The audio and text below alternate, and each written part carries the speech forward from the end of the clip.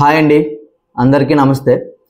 యాక్చువల్గా ఏంటంటే నేను ఒక ముఖ్యమైన ఇంపార్టెంట్ టాపిక్ మీద మాట్లాడడానికి వచ్చాను.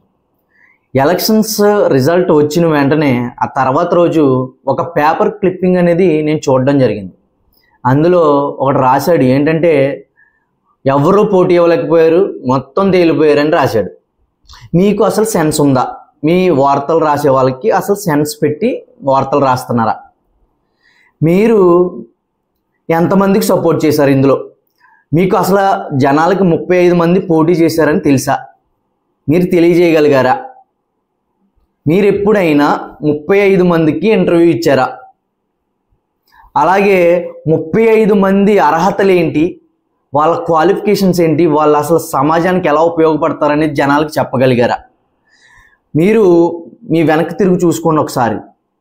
ఒక్కల్ని తక్కువ చేసి చెప్పే ముందు మీరు మీ మీడియా, ప్రత్యేకంగా మీ మీడియా అసలు ఎలా తయారైందంటే సామాన్యుడికి మాత్రం సపోర్ట్ చేయట్లేదు. మీరు మొన్న ఆడెవడో అఘోరా గుడ్లెప్పుకుని తిరుగుతుంటే వాడి వెనకాల పడి తిరిగి పడి చివరికి వాడిని జనాలు చితకబాదే వరకు వాడి వెనకాల తిరిగారు. ఒకసారి జనాలు చితకబాదేసిన తర్వాత ఆయన వదిలేశారు. తర్వాత మొన్నెవరో ఒక లేడీ ఒక జేఎస్పీ సంబంధించిన ఒక రాజకీయ నాయకుడి పైన ఏదో ఆరోపణలు చేస్తే మీరు కవర్ చేయ, కానీ ఇక్కడ మీకు 35 మంది ధైర్యంగా ఎలక్షన్లో నుంచున్న వాళ్ళ గురించి మీకు అనవసరం. వాళ్ళు తేలిపోయారని ఈజీగా రాసేశారు. ఇంకోటి చెప్తున్నాను, మీకు 3,18,000 ఓటర్లు ఉన్నారు. ఆ ఓటర్లకు సంబంధించిన డేటా మొత్తం ఫోన్ నెంబర్లతో సహా అధికార పార్టీ దగ్గర ఉందని మీరు ఎప్పుడైనా ప్రశ్నించారా? అది 35 మందిలో 32 మంది దగ్గర ఎందుకు లేదని మీరు ఆలోచించారా? అసలు ఈ 10 రోజులు వ్యవధి ఇచ్చారు ఎవరికి? ఎవరైతే 35 మంది అభ్యర్థులు ఉన్నారో ఎమ్మెల్సీ ఎలక్షన్కి 10 రోజులు టైం ఇచ్చారు. ఆ 10 రోజులు టైము 6 జిల్లాలు తిరగడానికి సరిపోతుందా? అలాగే స్క్రూట్నీ అది అయిపోయిన తర్వాత 13వ తారీఖున సీరియల్ నెంబర్ వచ్చింది. సీరియల్ నెంబర్ వచ్చిన తర్వాత మాకున్న టైం ఎంత? ఆ సీరియల్ నెంబర్ మనం 6 జిల్లాల్లో రీచ్ అవ్వాలంటే ఏం చేయాలి? ఇవన్నీ మీరు ఆలోచించారా? మీకేమో టైం సరిపోదు, వాళ్ళ వెనకాల వీళ్ళ వెనకాల డబ్బు ఉన్న వాళ్ళ వెనకాల తిరుగుతారు. కానీ ఇప్పుడు మాత్రం అందరూ తేలిపోయారని ఎలా రాస్తారు మీరు? అసలు మీకు సెన్స్ లేకుండా ఎలా న్యూస్ రాస్తున్నారు? అసలు ఇప్పుడు మేము పోటీ చేసిన దాంట్లో ఒక లేడీ ఉన్నారు, ఆవిడ ఎంటెక్ చేసి ఇండియాని రిప్రజెంట్ చేయడానికి యుఎన్ఓలో స్పీచ్ చేశారు. మీకు అది ఏమన్నా తెలుసా? అది జనాలకి ఏమన్నా తెలుసా? ఆమెకి మీరు ఒక 1000 ఓట్లైనా వేయించగలిగారా? ఇందులో ఇంకా పెద్ద పెద్ద మేధావులు ఉన్నారు ఈ 35 మందిలో. ఆ 35 మంది మేధావుల గురించి మీరు ఏమన్నా జనాలకి చెప్పారా?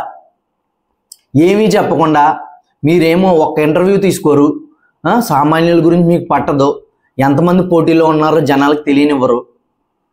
కానీ మీకు మాత్రం అధికార పార్టీ ఎవరు అధికారంలో ఉంటే వాళ్ళని వెనకాలేసుకుని వస్తారు.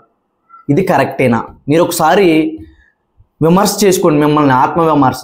అలాగే నేను మీ మీడియా వాళ్ళకి చెప్తున్నాను, మీ పిల్లలు భవిష్యత్తులో కూడా మీడియాలోనే ఉంటారని మీరు అనుకుంటున్నారా? ఒకవేళ మీడియాలో కనుక లేకపోతే మీ పిల్లల భవిష్యత్తు కూడా మా అలాగే తయారవుతుంది కదా. ఒకసారి ఆలోచించండి. ఆలోచించి ఏదైనా వార్త రాసేటప్పుడు ఎదుటి వాళ్ళ మనసుల్ని నుంచి కించపరచకుండా రాయండి, లేకపోతే రాయడం మానేయండి.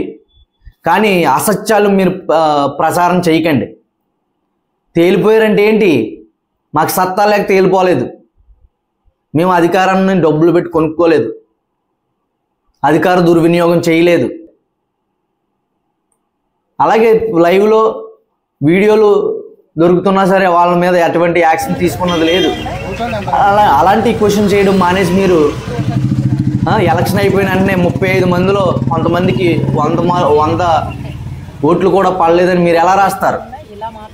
అసలు ఇది మీడియానా లేకపోతే ఏంటి? మీరు మీడియా అంటే ఏంటి? మీడియా జనాలకి ఉన్నది ఉన్నట్టు చూపించాలి, కానీ లేనిది ఉన్నట్టు, ఉన్నది లేనట్టు ఏంటిది? మీరు అసలు జనాలకి ఏం చేయాలనుకుంటున్నారు? అసలు మీడియా అంటే ఒక శక్తి, ఎవరినైనా కిందకి లాగాలన్నా పైకి తోయాలన్నా మీలోనే ఉంది. అలాంటిది మీరు అసత్యాలు ఎందుకు ప్రసారిస్తున్నారు? ఉన్నది ఉన్నట్టు ఎందుకు చూపించలేకపోతున్నారు? ఈ 35 మంది ఎంతమంది ప్రతిభావంతులు ఉన్నారో మీకు ఏమన్నా తెలుసా? మీరు జనాలకు చెప్పగలిగారా? చెప్పలేకపోయారు. చెప్పలేకపోయినప్పుడు మా గురించి, మా ఇంటర్వ్యూలు మీరు తీసుకోలేనప్పుడు మా గురించి మాట్లాడే హక్కు మీకు లేదు. మా గురించి రాసే హక్కు కూడా మీకు లేదు. దయచేసి ఇలాంటి పనులు మానుకోండి. ఆ 35 మంది ఎంతమంది ఉన్నారో పోటీ చేసిన వాళ్ళ అర్హతలు మీరు తెలుసుకోండి ఫస్ట్. మాకున్న అర్హతలు మీకే ఉండవు. మీరేదో టీవీ ముందు కూర్చుని వార్తలు రాసేసామా, లేకపోతే ఏదో రాసేసామా, ప్యాకేజీలు అడుగుతారు. ఇంటర్వ్యూ చేయండి అంటే ప్యాకేజీలు కావాలి మీకు. సార్ మీరు ప్యాకేజ్ మాట్లాడుకోండి సార్, మీ ఐటెం బాగా వస్తుంది సార్. ఏంటిది ఐటమ్మా? ఇది న్యూస్ ఐటమ్మా? నేను ఇంకోటి చెప్తున్నా. నేను అమలాపురంలో ఒక కార్యక్రమం చేసినప్పుడు మీడియా అందరినీ పిలిస్తే ఒక్కడో రాలేదు. కానీ నా కార్యక్రమం సక్సెస్ అయిన తర్వాత నా వార్త కోసం నా వెనకాల పరుగులు తీశారు మీరు.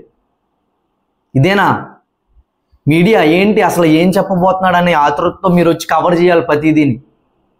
ఆ మీటింగ్ సక్సెస్ అయితే మీకు వార్త కావాలి, సక్సెస్ కాకపోతే లేదు. ఇప్పుడు గెలిచినోడే మీకు కావాలి, ఓడిపోయినోడు సంగతి మీకు అవసరంలా. ఈ మీడియా కొంచెం మారాలి, మీరు జనాలు కూడా మారాలి. ఈ మీడియా ఏది చెప్తే అది నమ్మేసి మీరు ప్రతిభావంతుల్ని ఈ రోజున ఓడించారు మీరు. మనం మార్పు అని కోరుకుంటాం. ఏది మార్పు? ఎక్కడిది మార్పు? ఇంకెప్పుడు వస్తుంది మార్పు? గ్రాడ్యుయేట్స్